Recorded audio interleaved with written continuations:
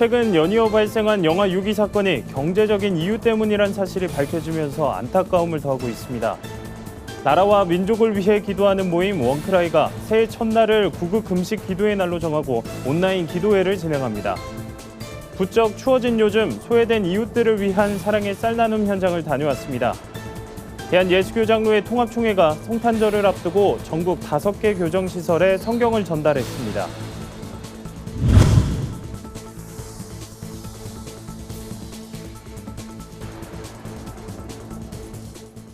여러분 안녕하십니까? 굿TV 뉴스입니다. 얼마 전 생후 36주 된 영아를 중국 어뢰 사이트에 올리거나 탯줄도 떨어지지 않은 갓난아이를 거리에 방치해 죽음에 이르게 한 사건이 잇따라 발생했습니다. 네, 대부분 생활고에 시달리던 미혼모들이 저질렀다고 하는데요. 미혼모 지원단체들은 한국교회에 도움을 요청하고 있습니다. 조희영 기자가 보도합니다. 최근 한 중국 어뢰 사이트에 올라온 판매 글입니다. 한 미혼모가 36주 된 아이를 생활고를 이유로 입양 보낸다는 내용입니다. 이 글이 논란이 된 후 얼마 지나지 않아 서울 관악구의 한 교회에 설치된 베이비박스 앞에는 미혼모가 갓 태어난 아이를 버려 숨지게 하는 사건이 발생했습니다. 영아를 임시로 보호하는 베이비박스엔 올 1월부터 9월까지 100명이 넘는 영아가 버려졌습니다.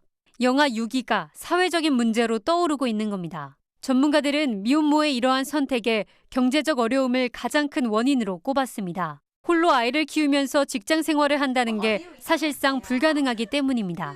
한국 미혼모 가족협회에 따르면 미혼모 가정의 평균 수입은 월 92만 원으로 2인 가족 평균 수입의 절반도 되지 않습니다. 아무래도 아이한테 들어가는 지출이 고정 지출보다 좀 더 많으니까 제가 먹고 싶은 거, 제가 입고 싶은 거는 아예 그냥 생각조차를 안 하게 돼요. 그냥 그거는 낭비다, 사치다. 하지만 미혼모를 위한 마땅한 지원책은 없는 게 현실입니다. 미혼모 가정의 경우 아이가 18살이 될 때까지 월 30만 원의 양육비만 지원받을 수 있습니다. 이마저도 소득이 월 155만 원을 넘어선 안 됩니다. 최저임금만 받아도 정부 지원은 기대할 수 없는 겁니다. 주거와 교육 등 미혼모 가정의 자립을 돕는 단체가 일부 있지만 후원만으로 운영하기엔 턱없이 부족한 게 현실입니다. 이들 단체는 지역별로 산재한 교회에서 미혼모의 생계를 지원하고 복음도 전하는 사역이 필요하다고 강조합니다. 미혼모 친구들을 위해서 또 청소년 미혼모 아이들을 위한 독립된 기관을 차라리 교회에서 지원해 주시고 만들어 주신다면 어쩌면 좀 더 이 아이들에게 복음을 전하고 미혼모 친구들을 돌보는 일에 더 힘이 되지 않을까 생각하고 있습니다. 홀로 아이와 함께 근근히 생계를 이어가고 있는 국내 미혼모는 2만 4천여 명. 경제적인 문제로 어린 생명을 잃게 되는 일이 반복되지 않도록 모두의 관심과 지원이 필요해 보입니다. 굿TV 뉴스 조유현입니다. 나라와 민족을 위한 연합기도의 원크라이가 새해 첫날을 구국 금식기도의 날로 정했습니다. 올해는 코로나19로 인해 온라인에서 기도회를 진행할 예정인데요. 자세한 내용 김민주 기자가 보도합니다. 제5회를 맞는 초교파 연합기도 모임 원크라이가 내가 세일을 행하리라를 주제로 새해 1월 1일 평촌 세중앙교회에서 금식 기도회로 열립니다. 기도회는 사회적 거리두기 강화로 온라인으로만 진행됩니다. 오전 9시 30분부터 온라인 접속이 가능하며 오전 10시부터 12시간 동안 이어집니다. 특히 2부에선 다음 세대를 위한 기도와 설교에 집중할 계획입니다. 기도회 중에는 주한장로교회 주승중 목사와 강남중앙침례교회 최병락 목사, 삼일교회 송태근 목사 등 총 14명의 목회자가 시대와 교회를 주제로 설교를 전합니다. 찬양은 수상한 거리, 윈드워십 등 6개 예배팀이 인도하며 유턴 콰이어의 특송, 솔트앤라이트의 공연도 마련됩니다. 원크라이 측은 국가를 위한 기도는 크리스천들이 마땅히 해야 할 사명이라며 한국교회가 함께 기도하면 하나님께서 반드시 새일을 행하실 것이라고 강조했습니다. 언제 끝날지 모르는 터널을 지나가고 있지만 터널 자체가 지름길입니다. 터널 자체가 하나님이 새일을 행하시는 과정이 될 수가 있는데 이 기회에 하나님 앞에 기도해서 하나님의 마음을 시원히 하고 원크라이 기도회는 유튜브나 굿TV를 통해 참여할 수 있으며 유튜브 댓글창에서 기도 제목을 공유할 수도 있습니다. 굿TV 뉴스 김민주입니다. 낮 기온도 영하로 내려앉을 만큼 부쩍 추워졌는데요. 소외된 이웃들의 따뜻한 겨울나기를 돕기 위한 사랑의 쌀 나눔 현장이 있어 다녀왔습니다. 오형근 기자입니다. 쌀포대를 겹겹이 쌓아올린 수레가 바쁘게 움직입니다. 쌀포대를 받아든 사람들은 트럭과 승합차, 승용차에 옮겨 싣습니다. 부쩍 쌀쌀해진 날씨에 취약계층들에게 조금이나마 도움이 되기 위해 여의도 순복음교회 권사회가 마련한 쌀 나눔 현장입니다. 여의도 순복음교회 권사회에서는 해마다 연말이 되면 사랑의 쌀 나눔 행사를 진행하고 있습니다. 권사회가 전하는 사랑의 쌀을 통해 예수 그리스도의 위로와 사랑을 받으시기를 기도합니다. 권사회가 이번에 마련한 쌀은 모두 1250포대로 13톤에 달하는 규모입니다. 차량마다 가득 실린 쌀은 전국의 교회와 다문화가정, 경비원, 탈북 장학생들에게 전달될 예정입니다. 여의도 순복음교회 이영훈 위임 목사도 이번 나눔 행사에 감사와 격려의 뜻을 전했습니다. 권사회 측은 해마다 이맘때면 많은 교회들이 나눔 행사를 개최해왔지만 코로나로 보기가 어려워졌다며 소외된 이웃 없이 모두가 함께 든든한 겨울을 날 수 있기를 바란다고 밝혔습니다. 구티비 뉴스 오현근입니다. 성탄절을 앞두고 대한예수교장로회 통합총회 군경교정 선교부가 전국 교정시설에 성경 250권을 기증했습니다. 이날 기증된 성경은 청주소년원과 대구교도소, 광주소년원 등 5개 교정시설 재소자들에게 전달될 예정입니다. 총회 교정선교후원회 김성기 회장은 세상에서 무엇보다 중요한 일은 다만에 갇힌 이들에게 성경을 보내는 일이라며 이 일을 시작으로 전국 56개 교도소와 10개 소년원의 5만 재소자들이 하나님의 말씀으로 변화되길 바란다고 전했습니다.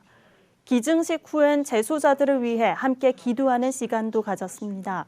참석자들은 한 권의 성경책이 한 사람의 삶을 변화시킬 수 있는 생명의 말씀이 되길 기도했습니다. 오늘의 이슈 포커스입니다. 윤석열 검찰총장에 대한 징계위원회 심의 결과 정직 2개월 처분이 의결됐습니다. 15일 오전에 재개된 징계위는 자정을 훌쩍 넘겨 다음날 새벽 4시가 넘어 결론을 내놓았습니다.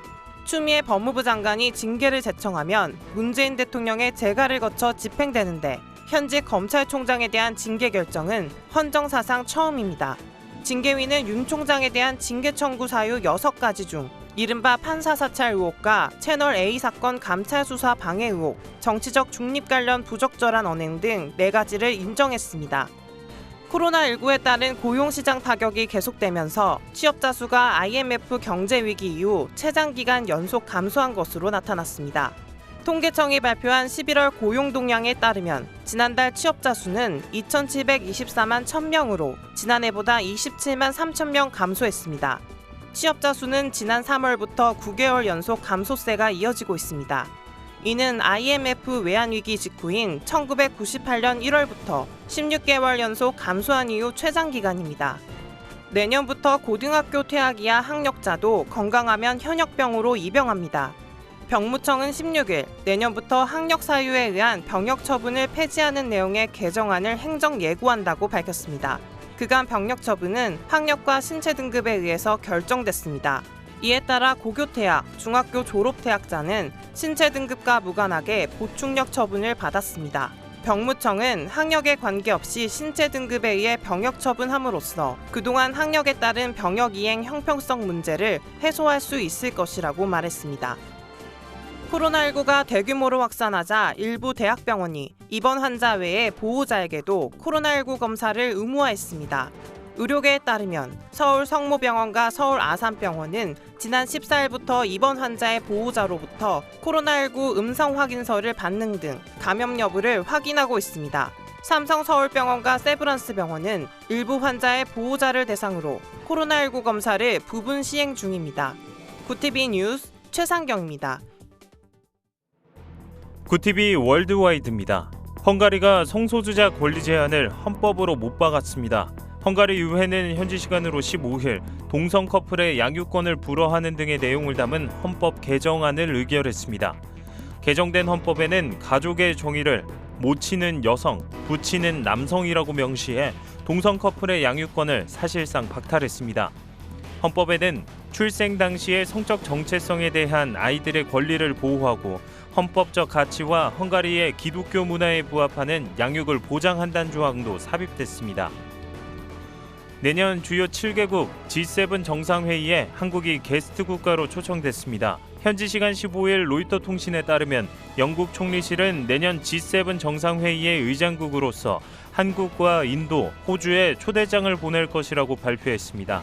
영국 총리실은 새 나라를 게스트 국가로 초청한 것은 공유된 이익을 증진하고 같은 도전 과제에 대응하기 위함이라며 생각이 같은 민주주의 국가들과 협력하려는 총리의 의지라고 설명했습니다.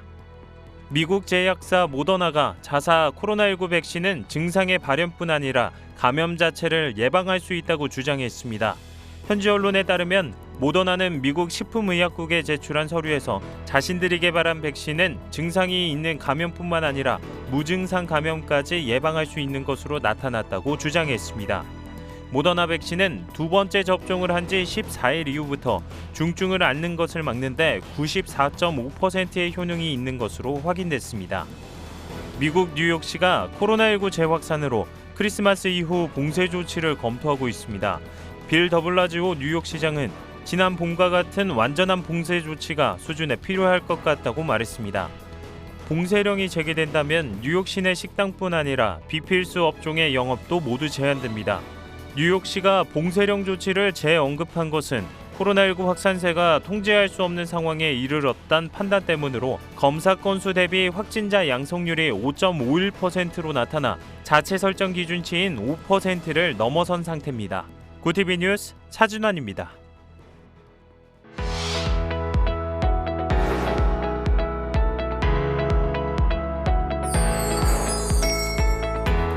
세상 속 크리스천들의 이야기를 만나보는 네포난의 교회입니다. 오늘은 선교를 주제로 한 소식들을 준비했습니다. 첫 번째 소식입니다. 한국세계선교협의회 KWMA가 코로나19로 귀국한 선교사와 재외동포들을 위해 만든 안내서 선교사의 슬기로운 고국 생활을 발간했습니다. 이 책은 선교사들이 한국에 머무르는 동안 활용할 수 있는 의료, 복지, 주거, 자녀교육 등 다양한 정보를 총망라하고 있는데요. 특히 주택 문제 해결에 도움을 주는 안식관과 전월세, 주택 구입 정보나 진료비 부담을 덜 수 있는 병원 정보까지 담겨 있어 선교사들에게 큰 도움이 될 것으로 기대됩니다. 이뿐 아니라 심리적 우울감을 호소하는 분들을 위한 선교사 상담기관, 지하철 1호선부터 9호선까지 선교사 자녀들을 위한 놀거리도 확인할 수 있습니다. 패스트푸드점 여기를 가면 싸게 먹을 수 있어요. 또 여기 가면 중고 물품을 뭘 살 수 있어요. 아주 실속 알짜 정보들을 그들의 눈높이에서 발견을 해서 실어 놓았고요. 선교사의 슬기로운 고국 생활 책자나 파일이 필요한 분들은 KWMA에 연락해 무료로 받을 수 있는데요. KWMA는 1년에 한 번씩 정보를 수정 보완하고 책자를 스마트폰 앱이나 유튜브 방송으로도 제작할 계획입니다. 다음 소식입니다. 선교사들의 찬양이 유튜브 광고로 등장했습니다. 해당 영상은 미션 NGO 희망친구 기아대책의 기대 봉사단으로 활동하고 있는 전문인 선교사들이 어노인팅의 성도의 노래를 부른 영상인데요. 잠시 들어보시죠.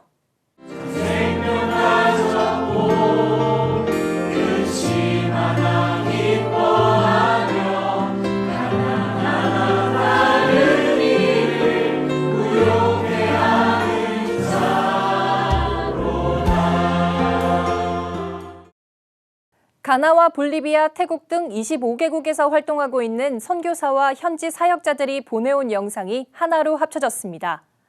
선교사들은 코로나19로 모두가 힘들지만 기도와 물질로 함께하는 후원자와 한국교회에 감사와 응원의 마음을 담아 노래를 불렀다고 하는데요. 현지 사역자와 어린이들도 힘내자는 응원의 메시지를 들고 참여했습니다.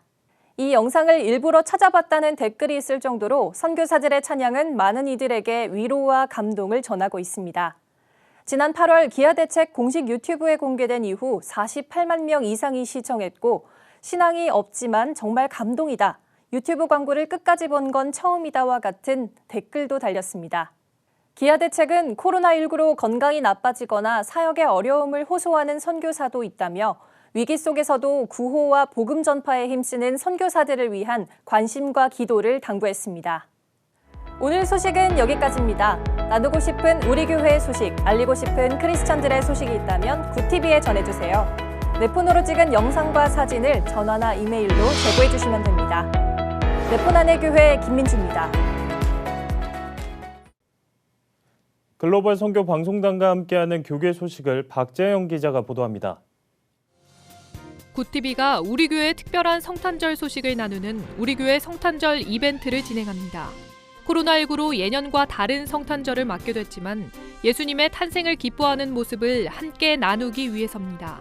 접수는 오는 27일까지 굿TV 이메일을 통해 신청할 수 있으며 정해진 규격에 맞는 사진과 영상을 제출하면 됩니다. 보내준 작품의 일부는 굿TV를 통해 소개될 예정이며 소정의 선물도 제공합니다. 백성예술대학교가 디자인미술학부 공간환경디자인 전공 온라인 졸업작품 전시회를 개최했습니다. 이번 전시회는 코로나19로 오프라인 관람이 어려워지자 온라인을 통해 졸업작품을 전시하고 많은 이들이 감상할 수 있도록 마련됐습니다. 한편 학생들의 졸업작품은 대한민국 신미술대전에서 최우수상과 우수상을 받는 쾌거를 얻었습니다. 최생금 교회기자가 보내온 소식입니다. 한국기독교여성부흥협의회가 제3대 대표회장의 안산예정교회 이옥화 목사를 선출하고 취임 감사 예배를 드렸습니다. 이날 예배에서는 제1대 대표회장 한경희 목사에게 공로패를 증정하고 제3대 대표회장에게 취임패와 협회기를 전달하는 시간도 가졌습니다.